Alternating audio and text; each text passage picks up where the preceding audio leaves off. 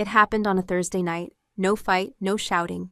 Just a quiet dinner, and then my mom said, "We need to talk." Next thing I knew, they were handing me a packed bag and telling me to leave. Said I stole from them. Said they didn't know who I was anymore. I was 6 weeks pregnant, with twins, Callum's twins. They didn't ask, they didn't even look at me. Where in the world are you listening from? Let me know, and if this story hits home, subscribe so you don't miss the rest. Before it all fell apart, I thought we were fine. Not happy, not close, but fine. I lived in the back guest room at my parents' place in Phoenix. Saved up every dollar I could. Worked full-time at Rose Glen Institute, running data logs and sample prep for clinical trials. I liked it. Quiet work, clean results, nobody yelling. But the house, that was different. Loud when it shouldn't be. Quiet when it mattered most. Dinner was the same every Thursday. Mom's dry chicken, Dad's passive grunts, and Milo holding court like some golden boy prince. He always had a new scheme.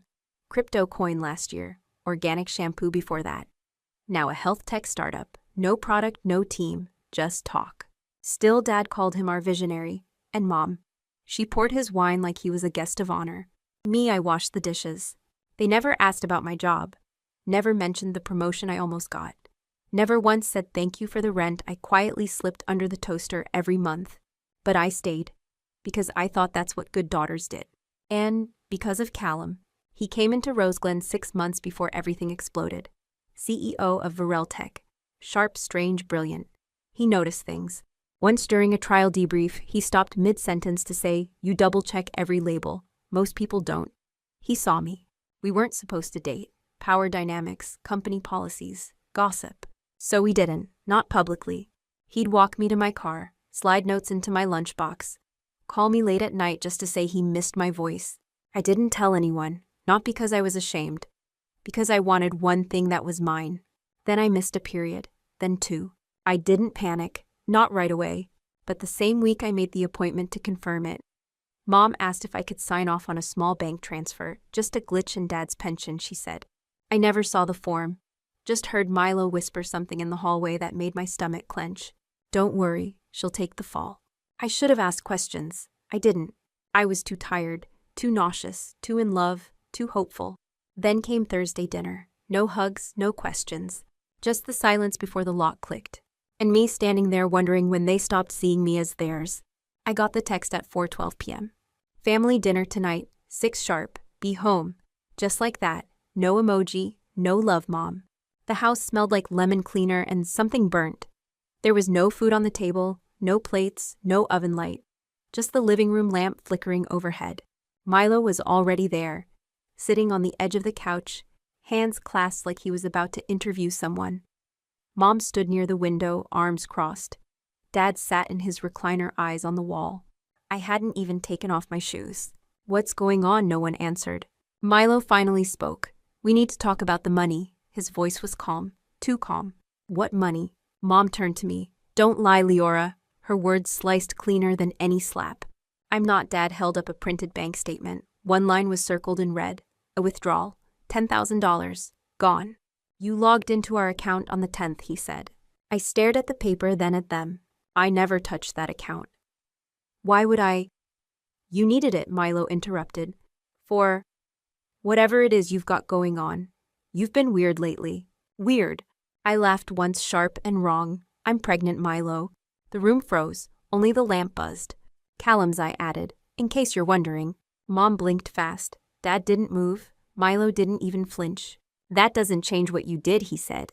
"I didn't do anything." My throat tightened. "You think I'd steal from you?" "You signed off on that transfer," Dad muttered. "You gave me a form," I snapped. "I never read it." "You said it was a glitch in the pension." "You're always so defensive," Mom said quietly. "It's hard to know when you're telling the truth anymore." That was it. No proof, no hearing me out. Just that. They didn't believe me. Or maybe they didn't care if it was true. Because it was easier to blame me than face what Milo had done. "I think it's best," Dad said slowly, "if you take some time away from the house. Take time away from my own home." "For how long?" No one answered. That's when I knew. This wasn't a misunderstanding. It was an execution. And I was already halfway out the door. I went back to Rose Glen that night. I didn't know where else to go. My hands were shaking the whole drive. I kept one hand on my belly, Not because it hurt, just to remind myself I was still here. The building was mostly dark, only a few lab lights humming low. I used my badge at the east entrance. Read, access denied. I tried again. Same. I blinked, stepped back, checked the reader. It wasn't broken. They had locked me out. I moved to the glass door and knocked sharp, loud, fast. A night tech named Jonah opened it. He looked surprised. Hey, I thought you left. Left, I forced a laugh. I just need to grab some things from my desk. He hesitated, then stepped aside. I walked fast, straight to the workroom I'd practically lived in for 2 years. And froze. The drawers were open, files gone, laptop slot empty, even the post-it notes on my monitor vanished. My name had been stripped from the door. Elira's in charge of your set now, Jonah said from behind me. I turned. What? He shrugged. She said you took personal leave. Personal leave, I repeated, my voice cracking. I didn't say anything. I didn't approve. Hey, I'm just the guy who logs samples. Footsteps clicked down the hall. Elira. Perfect hair, perfect eyeliner, perfect little smirk. She didn't even pretend to be surprised. Oh, she said sweetly. You're here. I stared. You told them I took leave. You looked like you needed space. She tilted her head. Especially after what happened with your family. Something inside me froze. How do you know about that? Milo called me. She smiled wider. He was worried. Said you might come unhinged. I felt dizzy, hot. You planned this. I stepped closer. You knew I'd be gone. You wanted my research. She didn't deny it. Just walked past me, her perfume sharp and floral. Elira, I said, voice low. I swear if you touched my data. She stopped, turned back. You really think someone like you builds something on your own? Her voice was honeyed venom. You're just the bridge people walk over to get somewhere real. I didn't move, didn't scream.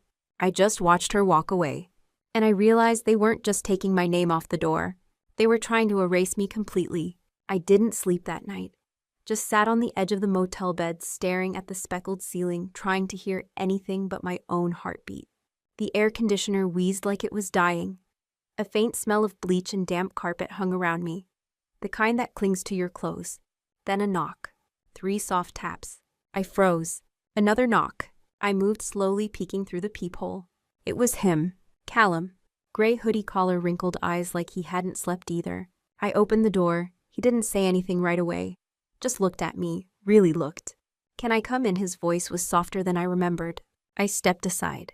He sat in the armchair by the window, same spot where I'd cried 12 hours earlier.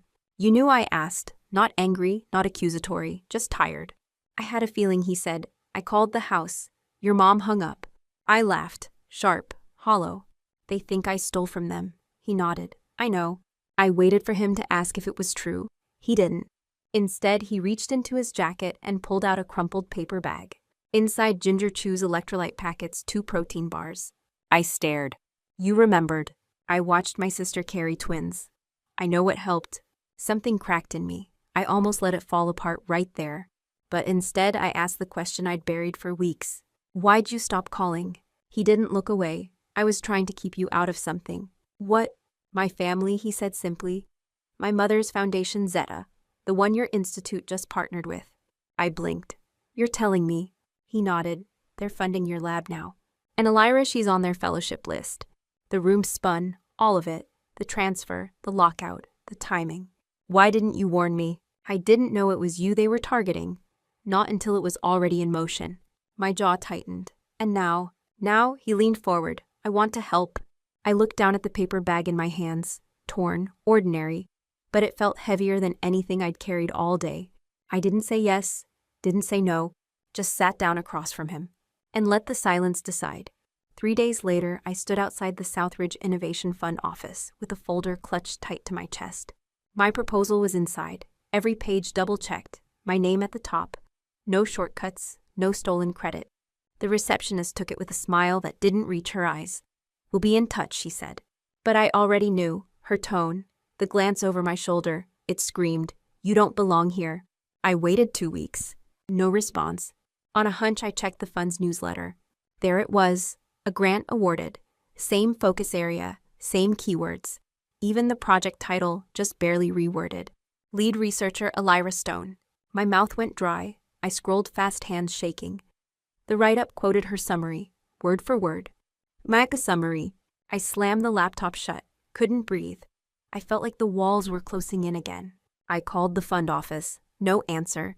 I emailed. Got a generic, "Thank you for your inquiry." No one cared. No one even noticed she'd stolen it. I left the motel walking aimlessly. The sun beat down like punishment.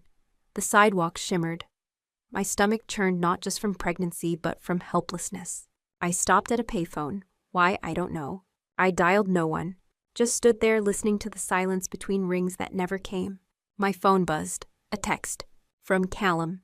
"Don't go public. Family first." 4 words. That was all. Not "I'm sorry," not "I'll fix this." Just protect the brand. I stared at the screen until my vision blurred. Then I powered the phone off. I walked until my feet blistered, until the sweat soaked through my shirt, until I forgot what I was walking away from. At a cafe, I sat in the back, ordered nothing, and pulled out my notebook. Not the proposal, not the pitch. Just a blank page, and 1 pen. I wrote 5 words. They took everything but me. Then I underlined it. Twice. Because I needed to remember what they couldn't erase was still here. Still breathing. Still fighting. I sat in a diner off Van Buren, the kind with sticky menus and a jukebox that hadn't worked in years. Across from me sat a cold glass of water and a folded-up flyer for rental spaces. Nothing made sense anymore. Not the silence from the fund. Not the betrayal. Not the text from Callum. I was tired of waiting for someone to come fix it. I reached into my bag and pulled out the USB I'd refused to throw away. Still warm from the Arizona heat. Still mine. I looked around the diner. No one was watching. No one cared. Flash, memory. My grandmother's voice barely above a whisper as we sat on the back porch one summer. "When they won't make space for you, you don't shrink, baby. You build." She handed me a pocket knife that day. Said I'd need it more than pearls. Now I understood. Theirs was a world I'd never fit in. But mine could start with nothing but a stolen heartbeat and a name they couldn't erase. Leora. It meant my light in Hebrew. I whispered it to myself, to the twins inside me. Then I opened my laptop, started a new file. From scratch, with my initials, my timestamp, my rules. No more begging. No more bridges. They burned me out. Now I'd build the fire myself. I registered the company under the name Sariden Labs. No fancy logo, no capital, just a name that meant persistence in an old dialect I once read in a textbook. The office a corner seat at the public library. Most days I sat between a cracked window and a dusty shelf labeled obsolete medical texts. I borrowed a laptop from a resource center, used it until the keys wore thin. Printed everything in grayscale, cheaper that way. And I kept going, one step, then another. I wrote the mission statement by hand. Scribbled sketches for a wearable hormone tracker on napkins. Filed for a provisional patent using my own last name. No co-founders, no co-signers. Just me and Nora. She was the only lawyer I knew from undergrad. Brilliant, sharp-tongued, unshakable. We hadn't spoken in years. I called anyway. She answered on the second ring. "You sound like you haven't slept in 3 days," she said. "Close," I replied. "I charge by the hour now, Leora. I'll pay in waffles and IOUs. Pause. Then send me everything. If they're stealing your IP, I'll bury them in filings." I nearly cried. Instead, I said thanks. Weeks passed. I pitched at free events, shared prototypes with women in community clinics, slept on couches, ate from vending machines, kept going. Then one afternoon it happened. An email. Subject line. Interested in early-stage collaboration. I clicked it 3 times to be sure it was real. The name had Dr. Helen Atwood. A respected medical advisor with ties to multiple accelerators. She wanted a call, said she'd heard about my pitch through someone mutual. Didn't say who. I wore my best thrifted blouse, tied my hair back, practiced smiling without looking desperate. The Zoom call lasted 20 minutes. Dr. Atwood nodded through my deck, asked sharp questions, then leaned back and said, "You're a fighter, Ms. Halden. I like that." I smiled. "I want to bring your project into one of our backed spaces," she continued. "You'd have access to tools, mentorship, networking." It sounded perfect. Too perfect. My gut tightened. "What foundation backs your accelerator?" I asked. She blinked, then smiled. "The Zeta Foundation. You may have heard of them." My stomach dropped. I felt it in my spine. I kept my voice steady. "Who referred me?" "I believe one of their internal partners, Elira Stone." I didn't blink, didn't flinch, but something in me iced over. "Can I think about it?" "Of course," she said, "but we'll need an answer by Friday." We hung up. I stared at the screen, my face reflected back. Drawn, tired, unbent. I wanted to believe she meant well, but I knew better. If I stepped into their system again, they'd strip the name off the door before I unpacked. I powered off the laptop, pushed the chair back, and walked out of the library into the Arizona dusk. I wouldn't let them steal it again, even if it meant I had to build it slower, stronger, and all alone. I didn't reply to Dr. Atwood, didn't need to. My silence said enough. Instead, I poured everything I had into preparing for the Southwest Biotech Showcase, the biggest one in the state. I couldn't afford the entry fee. But a woman at the community clinic where I'd run trials, Maria, snuck my name into a student exemption slot. I owed her more than I could say. The event was held in a glass-walled hotel downtown. All marble floors and velvet ropes. The kind of place where security guards wore earpieces and everyone had a name badge except me. I arrived with a second-hand blazer, a printed poster tube, and a purse full of trail mix. I set up in booth 27, wedged between a neurology startup and a team of 3 guys trying to grow kidneys in vats. They had tablets, standees, hoodies with logos. I had my words, my data, and my will. I taped up a timeline chart, pinned a photo from a rural clinic, visit a woman in scrubs holding my prototype, added a quote from her Allah. If this existed 5 years ago, my sister might still be here. Then I opened my laptop, pulled up the pitch deck. Final slide, a black screen with 5 words in white. This is what truth looks like. Underneath a sonogram, twin heartbeats. Mine. The room buzzed with voices. Badges clicked against lanyards. Laughter spilled from the coffee table. Then Leora Halden. I turned. A volunteer gestured. You're up in 5. I nodded, palms sweating. The auditorium was packed. Rows of judges, rows of founders, rows of masks. I stepped onto the stage, adjusted the mic. Hi, I said, voice steady, heart sprinting. My name is Leora Halden. I'm the founder of Ceriden Labs. And I want to tell you why this isn't just science, it's survival. Slide after slide, I walked them through the vision. Hormonal tracking, low-cost diagnostics, underserved women. They listened. Some nodded, some typed. I kept going. I told them about the silent symptoms, the missed markers. The lives lost too soon because no one thought it mattered to fund women's health. And I ended with the sonogram. 2 little shadows, side by side.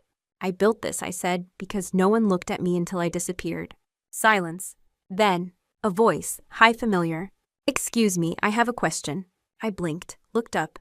From the back row, Elira, hair glossy, suit pristine, badge glowing. And next to her, my mother, hands clasped, face unreadable. The audience turned. I didn't. I kept my eyes forward. What's your question? I asked. Elira smiled, but it didn't touch her eyes. Isn't it true that this research was once part of Roseglen Institute A division, now funded by the Zeta Foundation? I didn't flinch. Yes, I said, it was. And yet you claim full authorship. I don't claim, I replied. I prove. I clicked the remote. A slide loaded metadata logs, submission dates, handwritten lab notes, all time-stamped before their funding ever touched it. A beat, then another. My mother stood. Elira, she said softly, sit down. Elira turned confused. Mom's voice cracked. Sit down. I stood still. The mic was still hot, but I didn't need it. Not anymore. The truth was already louder than any accusation. And it was mine. The room didn't breathe. My slide lingered, my notes, my timestamp, every date and margin scribble displayed in sharp relief. No one spoke, not the judges, not the audience, not even Elira. She sat frozen, mouth parted, like she'd swallowed a lie too big to spit out. Then a slow clap. From the side aisle, a tall figure stepped forward. Neutral gray suit, rolled sleeves. Callum. His voice rang clear. I can confirm the timeline. This work began before Zeta was ever involved with Roseglen. Gasps. Phones raised. Flash clicks from reporters near the front. He looked at Elira, then at my mother, then at me. I walked away once he said quietly, I won't do that again. My knees went weak, but I didn't show it. One of the judges leaned into their mic. Ms. Halden, would you be willing to submit these materials to our committee for immediate review? Yes, I said. Another judge nodded. This is substantial. We're freezing all affiliations with Zeta-funded labs pending investigation. Applause. Quiet at first, then rising. I stepped back from the mic. My mother approached slowly. Elira, long gone, vanished into the blur of blinking phones. She looked older, tired in a way I'd never seen. Not weak, just hollow. I didn't know, she whispered. They said you. I held up a hand. I'm not here for apologies. She blinked, tears welling. I let them turn me against you. You let yourself, I said, then walked past her. Outside, the air felt too big. Like I'd stepped out of a storm I didn't realize I'd been holding inside. Callum waited near the parking lot. He didn't say anything. He didn't need to. He opened the car door. I got in. We didn't speak the whole drive. Until we reached my apartment, a cramped 2-bedroom I shared with dust paper drafts and silence. He parked, looked over. They'll come after you now, he said. They already are, I said. I showed him the letter delivered via email that afternoon. Cease and desist from Zeta Foundation, signed by 3 lawyers, alleging defamation, breach of IP, misuse of confidential research.